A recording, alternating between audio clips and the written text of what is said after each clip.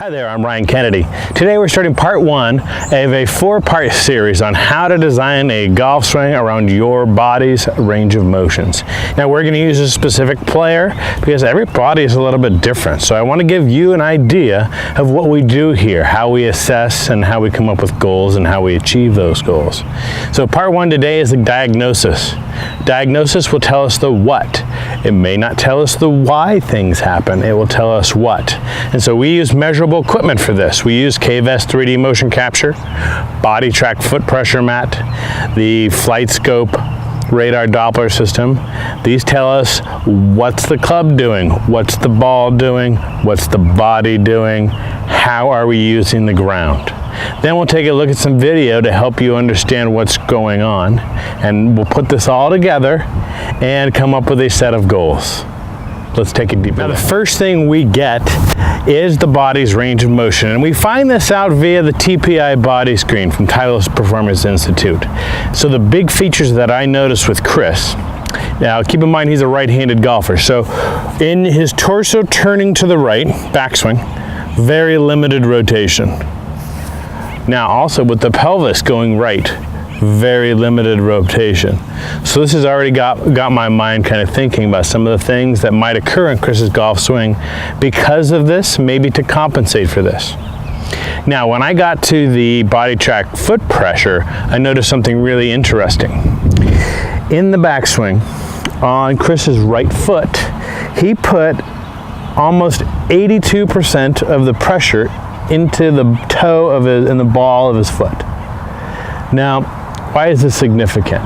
Well, if I try to turn back with my heel off the ground, I'm exaggerating, rotation is very difficult. Now watch what happens when I reverse. If I put everything on my heel and lift the toe, now rotation is increased drastically.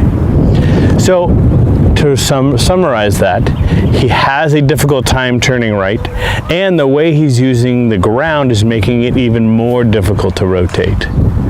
Let's look a little deeper and see what happens in Chris's swing. Here's a look at Chris's golf swing when we started.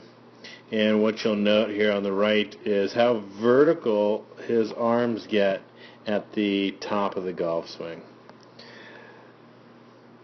Now, as he comes down, you'll see that the golf club gets possibly more vertical, and the only place you can go from here is straight down into the ground.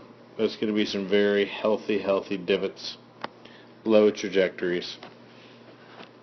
Looking at the left side here, the face-on view, you'll note things are going okay, and then somewhere around here you'll see Chris begin to lean well toward the target as his hands get way up there. Now it's time to set some goals for improvement. So the areas we're going to look at specifically are shallowing out the angle of attack so it's not so steep. Get the club coming into the ball at a better angle. We've also got to get that club path moved from so far left to closer towards the target. Now the things that we're going to look at are some of his address features. What's happening as he addresses the ball, where is alignment. We're going to look at that heel pressure. We're also going to look at the way Chris gets his arms so high to compensate for the lack of rotation.